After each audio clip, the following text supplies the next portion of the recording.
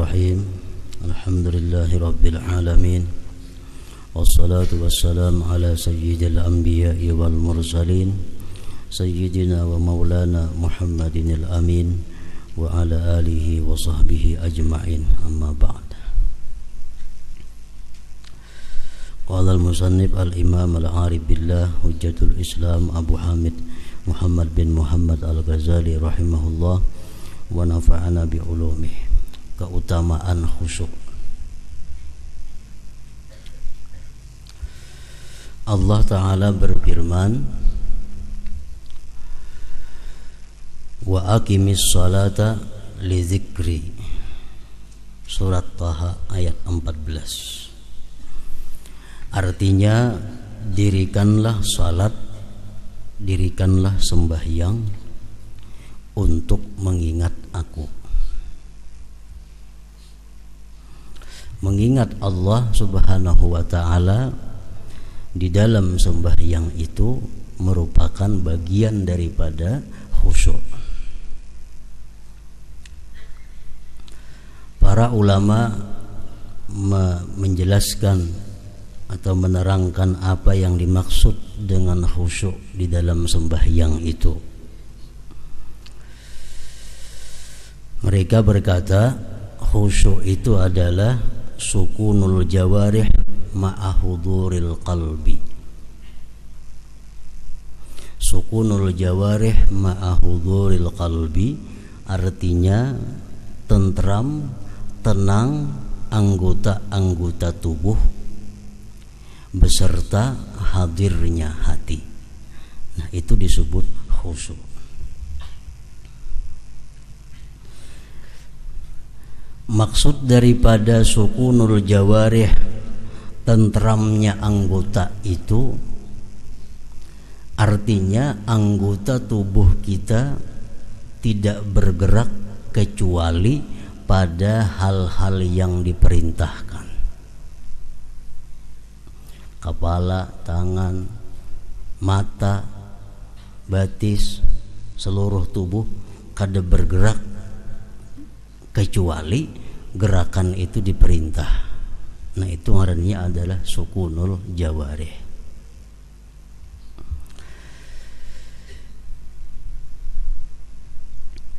Ma'ahuduril qalbi beserta hadirnya hati.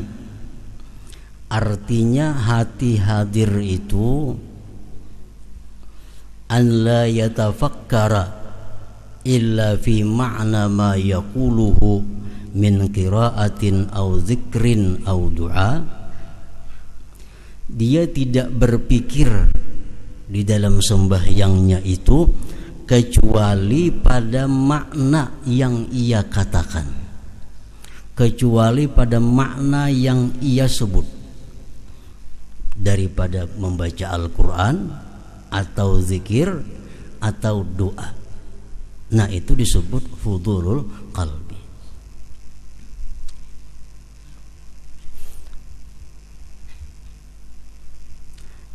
Contohnya, kita membaca wajjahtu wajhiya lilladzi fataras samawati wal ard.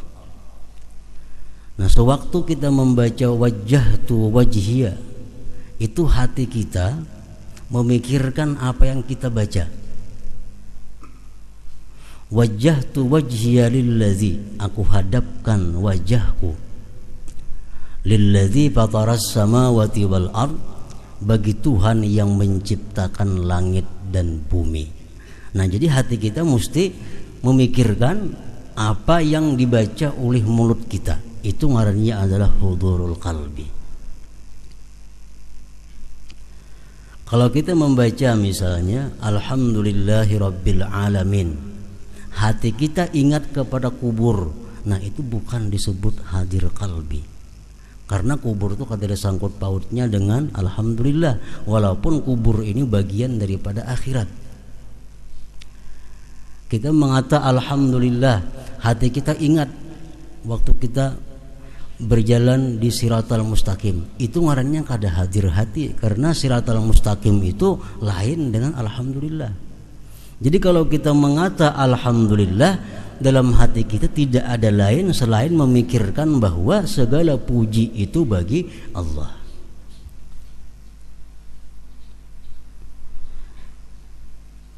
Zikir. Waktu rukuk kita membaca subhana rabbiyal azim wa bihamdi. Itu yang kita pikirkan dalam hati kita adalah maha suci Tuhanku yang maha agung dan segala puji untuknya. Jadi waktu rukuk ada lain di hati selain daripada memikirkan subhana rabbiyal azim wa bihamdi. Subhana rabbiyal azim wa bihamdi. Nah, itu disebut ngarannya adalah hudurul qalbi, hudur hadir hati. Nah, syaitan bisa di situ masuk kepada kita dibawanya memikirkan hal-hal yang bersifat akhirat, sehingga kita menganggap bahwa itu adalah khusyuk, padahal salah. Kita membaca qul a'udzu birabbin nas, malikin nas, ilahin nas. Syaitan mengkritikkan di hati kita supaya kita ingat waktu kita ditanya munkar nakir kayak apa, waktu kita kena di padang mahsyar jam apa. Nah, itu adalah sesuatu pikiran yang salah karena mulut kita pada waktu itu membaca qul a'udzu birabbin nas. Hati kita mesti memikirkan qul a'udzu birabbin nas itu. Nah, itu ngarannya hudurul qalbi. Doa dalam duduk antara dua sujud kita berdoa Rabbighfirli warhamni. Nah, hati kita mesti di situ ada satu permohonan kepada Allah, ampunilah ya Allah aku, warhamni kasihilah aku. Nah, gitu. Hudurul qalbi, hadir hati ngarannya. Nah, jadi hadir hati itu maksudnya adalah bahwa dia tidak berpikir kecuali pada makna yang ia ucapkan. Baik itu qiraatul Quran atau zikir atau doa. Karena sembahyang itu pada sungguh daripada tiga itu, zikir, qiraatul Quran dan doa. Waktu kita mengatakan assalamu alayka ayyuhan nabiyyu wa rahmatullahi wa barakatuh, nah, anggaplah di situ kita berada di depan makamnya Rasulullah. Nang mana suah ke makam Rasulullah, kau membayangkan kayak apa di makam Rasulullah. Nang kada pernah melihat gambarnya biasa, di situ makam Rasulullah. Jadi sewaktu kita mengata assalamu alayka ayyuhan nabiyyu wa rahmatullahi wa barakatuh, itu Rasulullah hadir di hadapan kita. Kalau kita kalau menghadirkan sidin, kita yang hadir di makam sidin. Assalamu alayka ayyuhan nabiyyu wa rahmatullah. Nah, itu ngarannya hadir hati.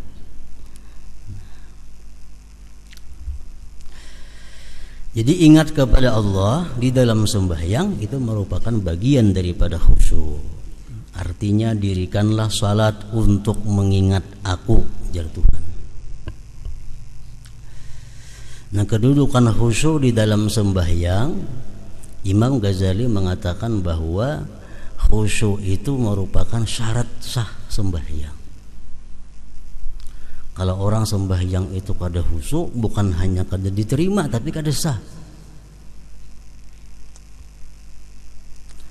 Nah, yang lain daripada Imam Ghazali ada pula yang mengatakan bahwa khusyuk itu adalah merupakan sunat muakkad daripada sembahyang.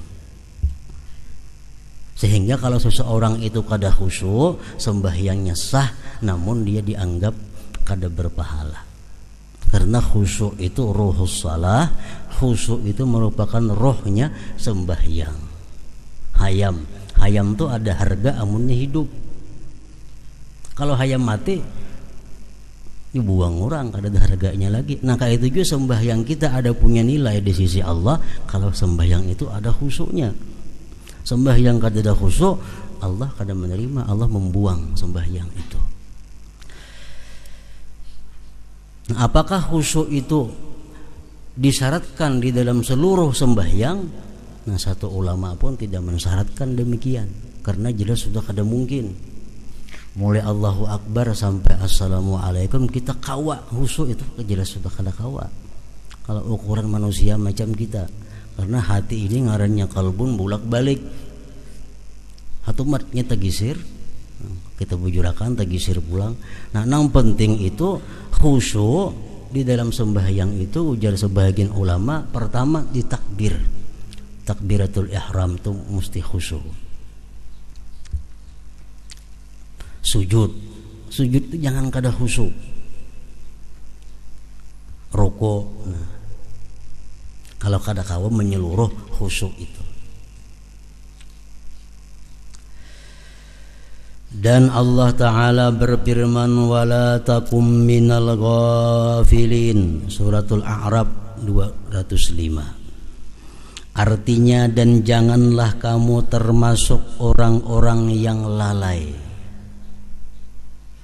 Janganlah kamu termasuk orang-orang yang lalai. Ini pengertian jangan, artinya tegahan. Jangan sampai kita sembahyang itu lalai. Mulai Allahu Akbar, untung sadarnya waktu Assalamualaikum. Waktu Fatihah kita kada sadar, rukuk kada sadar, sujudnya kada sadar, semuaan kada sadar. Begitu Assalamualaikum hanya sadar bahwa aku tuntung sembahyang. Nah, ini Allah melarang, wala takun minal ghafilin, artinya dan janganlah kamu termasuk orang-orang yang lalai. Dan Allah Azza wa Jalla berfirman, la taqrabus salata wa antum sukara hatta ta'lamu ma taqulun, surat An-Nisa 43. Artinya, dan janganlah kamu mendekati salat sedang kamu dalam keadaan mabuk sehingga kamu mengerti apa yang kamu ucapkan. Ini ayat sebenarnya diturunkan kepada orang-orang yang minum arak. Awal-awal Islam minum arak itu dibolehkan, tapi pada akhirnya minum arak dilarang keras. Nah, pada awal-awal mereka itu masuk Islam, arak masih dibolehkan, sehingga mereka habis minum arak dalam keadaan mabuk dibawa sembahyang. Kadang-kadang sembahyangnya mengaur, nah, mesti memuji Allah, memuji berhala karena mabuk. Lalu Allah menurunkan ayat, dan janganlah kamu mendekati salat sedang kamu dalam keadaan mabuk sehingga kamu mengerti apa yang kamu ucapkan. Sadar. Kalau sudah sadar, nah hanya sembahyang. Ada yang mengatakan mabuk karena banyaknya susah, dan ada yang mengatakan karena cinta dunia. Wahab bin Munabbih berkata, yang dimaksudkan dengannya mabuk itu adalah zahirnya, maka di dalamnya terdapat peringatan atas mabuk dunia, karena Allah menjelaskan sebabnya di mana Dia berfirman, hatta ta'lamu ma taqulun, artinya sehingga kamu mengetahui apa yang kamu katakan. Banyak orang yang kada mabuk arak, tapi inya sembahyang kada tahu apa yang ia katakan karena hatinya entah kemana. Nah, jadi artinya dimaksud mabuk itu bukan hanya mabuk arak, mabuk apapun yang menyebabkan kita lupa terhadap apa yang kita baca, kada sadar dengan apa yang kita kerjakan, dihukumkan mabuk juga.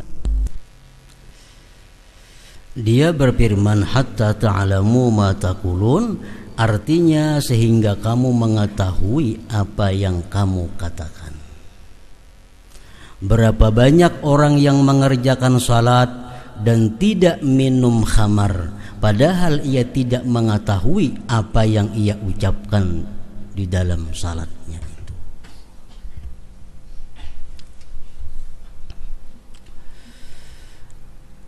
Nah, kenapa sebabnya kita itu di dalam sembahyang kadakawa menghadirkan hati. Artinya hati kita kadakawa memikirkan apa yang kita ucapkan. Hati kita kadakawa menghadirkan apa pekerjaan kita. Ada sebabnya kita kadakawa menghadirkan hati itu. Pertama, ada sebab yang zahir. Kedua, ada sebab yang batin. Sehingga kita sembahyang itu kadakawa hadir hati. Mulut mengucap alhamdulillah, tapi hati kita rahatan makan. Mulut mengucap ar-rahmanir rahim, hati kita sedang berhitung duit. Maliki yaumiddin di muntung kita, hati sedang berada di toko.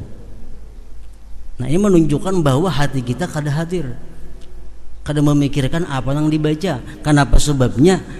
Ada dua macam sebab. Ada sebab yang zahir, ada sebab yang batin. Sebab yang zahir, sebab yang zahir itu lebih mudah mengobatinya daripada sebab yang batin. Makanya ada hadis Rasulullah mengatakan, artinya kalau sudah dihidangkan makanan dan kamu ingin makan, dahulukan makan daripada salat itu. Nah, ini yang zahir.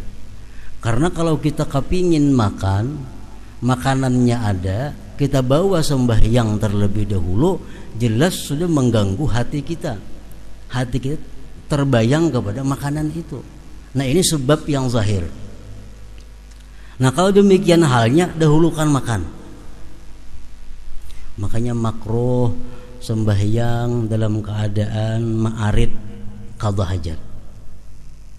Makruh sembahyang dalam keadaan ma'ariti bakamih contohnya. Kenapa sebabnya? Karena ini mengganggu hati, mengganggu pikiran. Jadi kalau hendak bakamih dahulu, hanya bawa sembahyang. Jangan diariti sehingga sembahyang itu mengganggu. Sembahyang terganggu pikiran hendak bakamih. Nah, ini sebab yang zahir ngarannya. Nah, adapun sebab yang batin yang mencegah kita daripada hadir hati dalam sembahyang itu, ya antara lain tadi adalah hubbud dunia, orang cinta kepada dunia. Orang yang cinta kepada dunia itu artinya orang yang hatinya dipenuhi dengan dunia. Nah, ini sembahyang kayak apa juga pun kada kawah khusyuk. Kenapa? Karena pikirannya selalu kepada dunia. Nah, ini yang batin, ini yang sulit mengobatinya. Sembahyang jangan hendak menghadap kepada gambar. Kenapa? Karena bila kita cangang ke gambar itu, otomatis hati kita mengiringi mata. Kada sadar lagi apa yang kita baca. Nah, ini mudah aja mengobatinya, dipacul gambarnya. Ini sebab yang zahir. Yang sulit membuang itu adalah sebab yang batin, di mana hati seseorang itu cinta kepada dunia. Sembahyangnya, mulutnya mengucap asma Allah, mulutnya berzikir, mulutnya berdoa, tapi hatinya kada demikian. Nah, kada hudul qalbi ngarannya, kada hadir hatinya.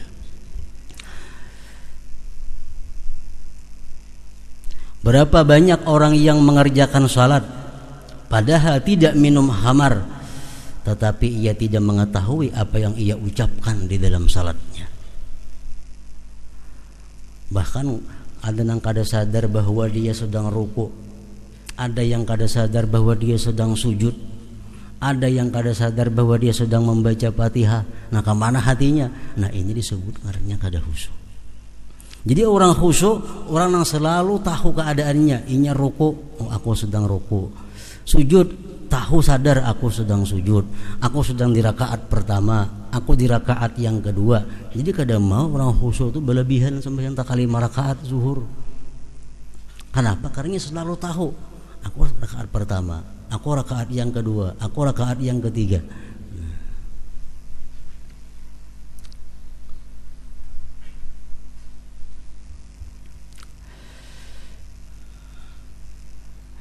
Nabi sallallahu alaihi wasallam bersabda, "Man shalla rak'ataini lam yuhaddits nafsahu bihima bi syai'in minad dunya, ghufira lahu ma taqaddama min dzambihi." Barang siapa yang salat 2 rakaat di mana ia tidak berbicara di dalam dirinya dengan sesuatu dari dunia, maka ia diampuni dosanya yang telah terdahulu. Artinya sembahyang tuh 2 rakaat, kawa kita mulai Allahu Akbar sampai Assalamualaikum kawa, nah diampuni Allah dosa-dosa kita yang telah lalu. Dalam 2 rakaat itu hati kita sedikit pun kada ada ingat dengan dunia, kada membicarakan masalah dunia.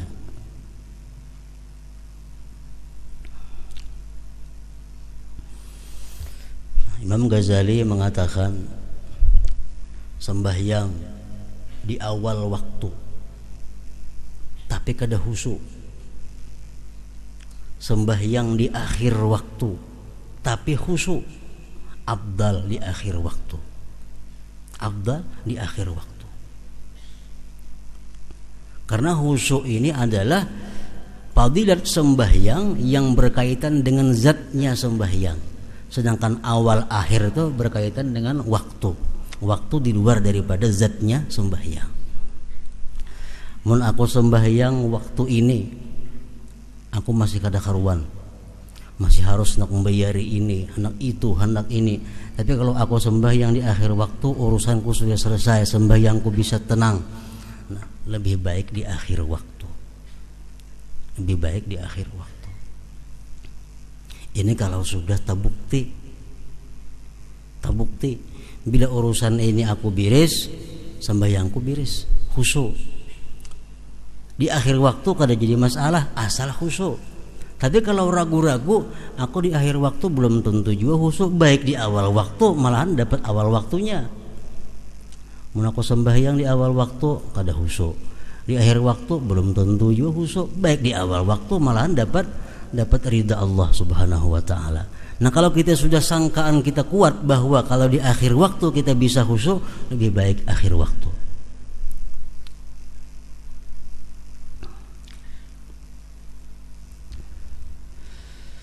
Dan Nabi sallallahu alaihi wasallam bersabda, innamas salatu tamaskunun wa tawadu'un wa tadarru'un wa ta'awuhun wa tanadumun wa tad'u yadayka wa taqulu Allahumma Allahumma faman lam yaf'al fahiya khidajun. Artinya salat itu hanyalah ketenangan. Salat itu ketenangan. Salat itu kada kawa terburu-buru, tegasa-gasa kada kawa sembahyang. Sembahyang itu adalah ketenangan. Yang kedua, sembahyang itu merendahkan diri. Setiap kali kita mengucap Allahu Akbar, Allahu Akbar, Allah Maha Besar, Allah Maha Besar. Nah, itu mengembalikan kepada diri kita bahwa kita adalah orang yang rendah, kita adalah orang yang hina, kita orang yang kecil. Nah, sembahyang itu ada tawadhu'nya. Mendekatkan diri kepada Allah, meratap, menyesal, dan kamu letakkan kedua tanganmu lalu kamu ucapkan ya Allah, ya Allah. Barang siapa yang tidak melakukan hal itu, maka salat itu kurang. Sembahyangnya kada tenang, sembahyangnya itu kada ada tawadhu'nya, sembahyang itu kada ada rasa mendekatkan diri kepada Allah, sembahyang itu kada ada ratapannya, sembahyang itu kada ada penyesalannya. Nah, sembahyang itu dianggap khidaj, kurang.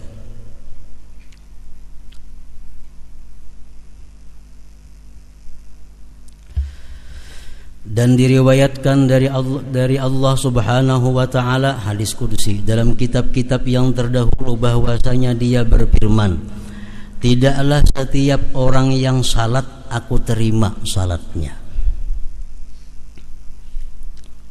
Tidak setiap orang yang sembahyang aku terima sembahyangnya. Aku hanyalah menerima salat orang yang merendahkan diri karena keagunganku dan tidak sombong terhadap hambaku. Ia memberi makan orang fakir yang kelaparan karena mengharapkan keridhaanku. Nah, jadi artinya sembahyang kita ini khusyuk semacam kada cukup. untuk diterima Allah. Sembahyang yang kita kerjakan ini Allah bisa menerima berhubungan dengan kelakuan-kelakuan kita di luar sembahyang. Kalau kita orangnya sombong kepada hamba Allah, kita kada peduli kepada orang fakir yang kelaparan, kita sembahyang walaupun khusyuk, Allah kada menerima juga sembahyangnya. Nah, jadi sembahyang bukan hanya khusyuk diperlukan, tapi akhlak-akhlak kita sebelum sembahyang pun sangat menentukan untuk diterimanya sebuah sembahyang itu. Dan Nabi sallallahu alaihi wasallam bersabda, "Innama furidatis salatu wa umira bil haji wat tawab wa ush'iratil manasiku li iqamati zikrillahi ta'ala." Artinya dipardukan salat, diperintahkan haji dan tawab, dan disyiarkan ibadah-ibadah itu hanyalah untuk menegakkan ingat kepada Allah Ta'ala. Jadi semua ibadah itu intinya adalah ingat kepada Allah.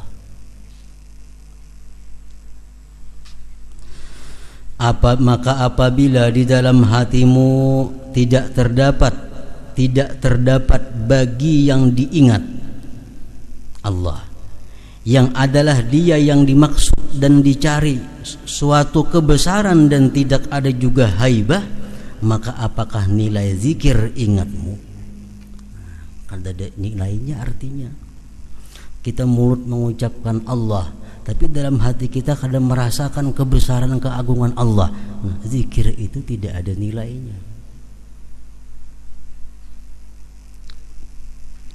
Dan Nabi sallallahu alaihi wasallam bersabda kepada orang yang ia beri wasiat, pesan. Ujar Nabi kita, "Wa idza shallaita fasalli salata muwaddi'in."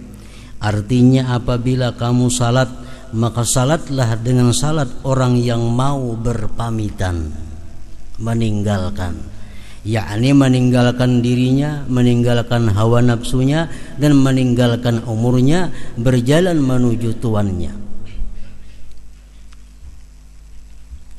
Sembahyanglah kamu sebagaimana sembahyangnya orang yang mengucapkan selamat tinggal. Artinya apa? Kita sembahyang zuhur, kita berkeyakinan, kita berprinsip bahwa zuhur ini akhir sembahyangku, asar belum tahu. Nah, ini salah satu cara untuk membuahkan khusyuk di dalam sembahyang. Aku sembahyang asar. Sembahyang asar ini adalah sembahyang yang terakhir dalam umurku. Sembahyang maghrib belum tahu sampai ke sana umur. Nah, kalau sembahyang asarnya pasti sangat hati-hati, pasti sangat perhatian, karena ia menganggap ini asar sembahyangku yang terakhir dalam hidupku. Maghrib belum tentu, isya apalagi. Nah, itu pesan Nabi kepada seseorang, "Shalli wa idza shallaita fa shalli salata muwaddi'in." Ya ayyuhal insanu innaka kadihun ila rabbika kadhan famulaqih. Suratul Insyikak ayat 6. Artinya, wahai manusia, sesungguhnya kamu telah bekerja dengan sungguh-sungguh menuju Tuhanmu, maka pasti kamu akan menemuinya. Allah Ta'ala berfirman, wattaqullaha wa yu'allimukumullah. Artinya, dan bertakwalah kepada Allah dan Allah mengajarmu. Dan Allah Ta'ala berfirman, wattaqullaha wa'lamu annakum mulaquh. Artinya, dan bertakwalah kepada Allah dan ketahuilah bahwa kelak akan menemuinya. Dan Nabi sallallahu alaihi wasallam bersabda, man lam tanhahu salatuhu anil fahsya wal munkar lam yazdad minallahi illa bu'da. Artinya, barang siapa yang salatnya tidak mencegahnya dari kekejian dan kemungkaran, maka tidaklah bertambah dari Allah kecuali jauh. Artinya, orang ini sembahyang, tiap hari sembahyang, tiap waktu sembahyang, tapi kemungkarannya tetap terus jalan juga. Sembahyang kada pernah ketinggalan, munkarnya pun kada ketinggalan juga. Nah, orang ini sebenarnya makin hari makin jauh dengan Allah Subhanahu wa taala, bukan makin dekat. Kenapa? Sebabnya itu menunjukkan bahwa sembahyang yang dilakukannya itu kada diterima oleh Allah Subhanahu wa taala. Sebab sembahyang yang diterima Allah pasti mencegah diri daripada berbuat munkar. Orang yang sembahyang itu diterima Allah mantah hati berbuat yang haram. Orang yang sembahyangnya diterima Allah tertutup mulutnya untuk berkata-kata yang haram. Orang yang sembahyangnya diterima Allah tertutup telinganya mendengari yang haram. Kalau masih suka berkata yang haram, mendengar yang haram, pertanda sembahyangnya itu belum diterima oleh Allah Subhanahu wa taala.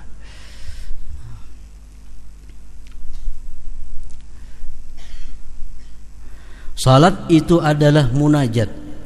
Maka bagaimana salat itu dengan lalai? Nah, jadi khusyuk sembahyang ini walaupun menurut sebahagian ulama merupakan hanya sunat muakkad, artinya kalau orang kada khusyuk sembahyangnya sah saja, cuma sembahyang itu kada bernilai pahala di sisi Allah Subhanahu wa taala dan kada meninggikan derajat kita di sisi Allah Subhanahu wa taala. Hanya sekedar melepaskan, menggugurkan kewajiban kita. Sembahyang panjang tapi kada khusyuk, lebih baik sembahyang pendek tapi khusyuk. Makanya ujar Nabi kita kepada sahabat beliau Sayyidina Muaz, waktu Muaz ini menjadi imam, ayatnya panjang-panjang. Nah, sehingga orang di belakang marah kepada Sayyidina Muaz itu. Akhirnya mereka melapor kepada Rasulullah. Nah, Rasulullah memanggil Sayyidina Muaz, "Ikam kalau sembahyang jadi imam, bal yukhafif, inting-inting, jangan panjang. Karena di belakang itu ada orang yang punya hajat, di belakang ada orang yang kada tahan berdiri lawas, di belakang ada orang yang anaknya sedang guring di rumah, barangkali bangun, di belakang ada orang yang sedang bermasak, macam-macam. Jadi makmum di belakang ini hatinya terganggu. Imam ini panjang baca-bacaan ayatnya, surahnya. Nah, itu mengurangi akan kekhusyuan sembahyang yang di belakang. Jadi sembahyang itu apalagi berjamaah, apalagi makin banyak jamaahnya, makin pindik sembahyangnya, supaya bisa menambah kekhusyuan, kadang mengganggu pikiran orang yang di belakang. Apalagi di belakang harinya panas misalnya, imam saling panjangan membacaan, jelas ada khusus menahan panas itu. Atau harinya di belakang hari hujan, imam membacanya panjang. Nah, ini mengganggu sembahyang nah di belakang. Pokoknya makin banyak jamaahnya, makin pendek bacaannya. Imam Jumat kah, jangan bulagu-lagu ha. Di belakang tuh kada semuaan katuju mendengar lagu. Nama batis manggatar kada tahu lagu baik laginya. Nah, nahan batis sudah. Jadi bila imam Jumat makin banyak jamaahnya, makin pendek. Lihat kayak di Makkah sembahyang Jumat, qul ya qul Allah ya, kadang-kadang ayatnya jamaahnya banyak. Nah, orang macam-macam manusia. Nah, kalau sembahyang saurangan sama laman kada apa-apa itu aja, bagi Qur'anan baca ada jadi masalah. Nah, jadi kita bukan hanya disuruh berusaha supaya kita khusyuk, dan kita berusaha orang lain pun juga supaya khusyuk makmum itu. Bakar bin Abdullah berkata, "Hai anak Adam, apabila kamu mau masuk kepada tuanmu tanpa izin dan kamu berbicara tanpa penterjemah, maka kamu dapat masuk." Lalu ditanyakan, "Bagaimanakah hal itu?" Ia menjawab, "Kamu sempurnakan wudukmu dan kamu masuk ke mihrabmu, maka ketika itu kamu telah masuk kepada tuanmu tanpa izin dan kamu berbicara kepadanya tanpa penterjemah." Artinya sembahyang itu adalah menemui Allah. Kita sembahyang itu kita menemui Allah. Nah, kita bermunajat kepada Allah, berdialog kepada Allah, minta sesuatu kepada Allah dalam sembahyang itu. Dari Aisyah radhiyallahu anha berkata, adalah Rasulullah sallallahu alaihi wasallam berbicara kepada kami dan kami berbicara kepadanya. Apabila datang salat maka seolah-olah beliau tidak mengenal kami dan kami tidak mengenalnya, karena sibuk dengan keagungan Allah Azza wa Jalla. Artinya Nabi itu dikisahkan kalau Sidin hendak sembahyang, seolah-olah Sidin itu kada patuh lagi lawan kami, seolah-olah kami kada patuh lagi lawan Sidin. Kenapa? Kita waktu hendak sembahyang itu Sidin terbayang keagungan Allah, sehingga yang lain ini kada tahiraukan lagi, kada tahirani lagi.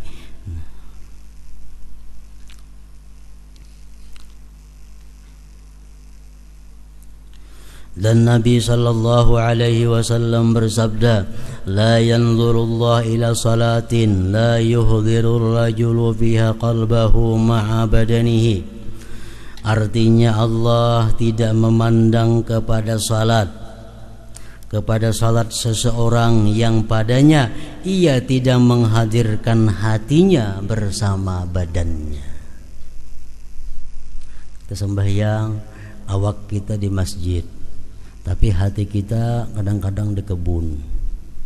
Awak kita sembahyang di masjid, hati di rumah tertinggal. Kadang-kadang kita sembahyang di masjid, hati kita di sepeda motor, perhatian di sepeda motor bebalapan. Nah, sembahyang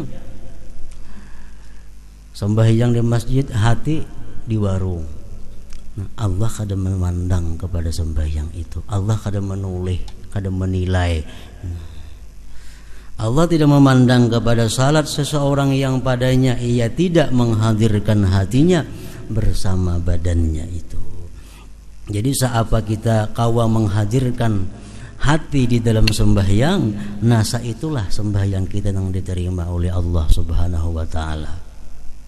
Hadis mengatakan laisa lil abdi min salatihi illa ma aqala minha. Tidak ada bagi seorang hamba dari sembahyangnya itu melainkan yang ia sadar daripada sembahyangnya itu. Jadi sembahyang kita ini di sisi Allah kadang-kadang sempurna. Kadang-kadang hanya rukuknya dinilai Allah karena waktu rukuk kita ingat. Kadang-kadang hanya sujudnya di sisi Allah karena waktu sujud kita ingat kepada Allah. Yang lainnya kada dinilai. Pokoknya Allah hanya menilai sembahyang itu yang kita ingat kepadanya.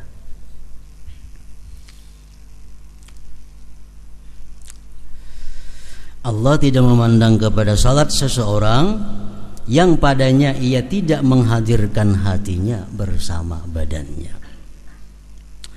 Ibrahim al-Khalil alaihi salam apabila berdiri untuk salat maka terdengar detak jantungnya pada 2 mil karena takut keagungan Allah. Sa'id at-Tanuhi apabila salat maka tidak terputuslah air mata dari kedua pipinya atas janggutnya. Dan Rasulullah sallallahu alaihi wasallam melihat seseorang bermain-main dengan janggutnya di dalam salat, lalu beliau berkata, "Lau khasha'a qalbu hadza la khasha'at jawarihuhu." Artinya seandainya hati orang yang ini khusyuk, niscaya anggota-anggota badannya itu khusyuk juga. Jadi manusia terdahulu yang mulia, para aulia-aulia Allah, mereka sembahyang itu kada sama satu sama lainnya. Ada yang sembahyang itu senang, gembira, hatinya nyaman menghadap Allah. Ada juga yang sembahyang itu tertangis, kayak tadi kan ada tangis membasahi janggutnya. Nah ini kenapa berbeda? Sembahyangnya sama, Tuhannya yang disembah sama. Nah berbeda demikian karena berbeda makam kedudukannya. Yang pertama, kedudukan yang disebut u'budillah ka'annaka tarah. Beribadahlah engkau kepada Allah seolah-olah engkau itu melihat Allah. Nah, orang melihat Allah, orang yang paling lezat. Orang yang melihat Allah, orang yang paling merasakan kenikmatan yang luar biasa. Dalam surga orang nang rahatan makan, orang nang rahatan bersenda gurau lawan bininya, orang rahatan bermain-main. Tapi kalau ada pengumuman bahwa Allah bertajalli, semua meninggalkan menuju kepada zat Allah, memandang kepada zat Allah. Karena memandang zat Allah merupakan puncak segala kelezatan dan kenikmatan. Nah, jadi sembahyanglah kamu seolah-olah kamu melihat Allah. Nyaman artinya. Nah, ini sembahyangnya hatinya gembira, sembahyangnya bersemangat, sembahyangnya nyaman karena dia seolah-olah melihat Allah. Nah, ini kedudukan yang tinggi. Kedudukan yang tinggi. Yang kedua, fa illam takun tarah fa huwa yarak. Jikalau engkau kada bisa seolah-olah melihat Allah, itu kada bisa kita macam itu. Ambil yang kedua, Allah melihat engkau. Allah melihat engkau. Nah, kalau kita sembahyang ini merasa bahwa kita dilihat oleh Allah, bisa gugup sembahyangnya, nah, bisa menggetar, ada yang menangis. Nah, itu yang kedua ini, karena mereka kada mampu merasakan bahwa melihat Allah itu kada kau membayangkan, mereka ambil jalan yang kedua, Allah melihat. Jadi mulai takbir sampai salam, inya merasakan kada terlepas dari sedikit pun daripada pengawasan Allah. Mulai Allahu Akbar, nah ini sudah merasa bahwa Allah melihat dirinya, ini merasa Allah memandang, sedikit pun kada terlepas dari pandangan Allah. Otomatis sembahyang itu ada beban. Nah, kita menulis dilihat oleh guru, nah kita ada beban, hati-hati jadinya, takutan tersalah. Nah, itu orang nang sembahyang khusyuk ada dua. Pertama, seolah-olah dia melihat Allah, lalu sembahyangnya nyaman, sembahyangnya nikmat.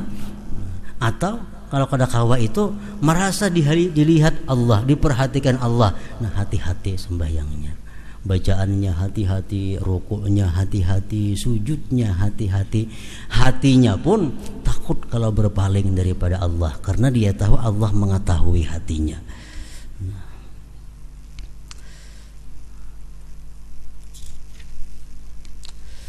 Diriwayatkan bahwasanya Hasan Al-Basri melihat kepada seseorang yang bermain-main dengan kerikil.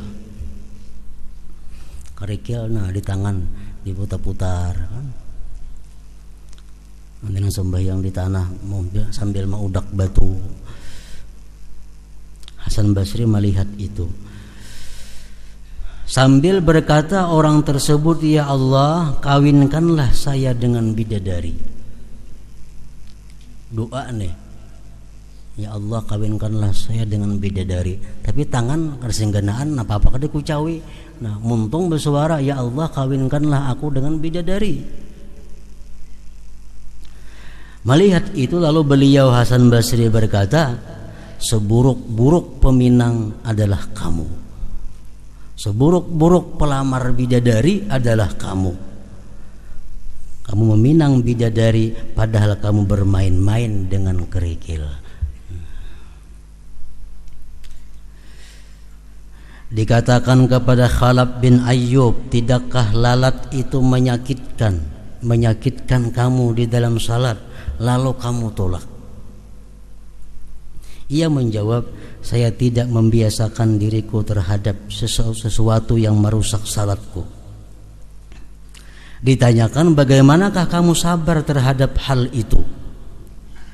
Ini Khalafnya sembahyang, banyak lalat berhinggapan di awak sidin. Kada sidin kibah-kibah lalat nih tuh. Kenapa jurang tahannya biar lalat nih tuh kada mengibah-ngibah? Ia menjawab, telah sampai kepadaku bahwasanya orang-orang fasik itu sabar terhadap cambuk-cambuk sultan agar dikatakan pulan itu sabar, dan mereka berbangga dengan itu. Sedangkan saya berdiri di hadapan Tuhanku Allah, apakah saya bergerak karena lalat itu?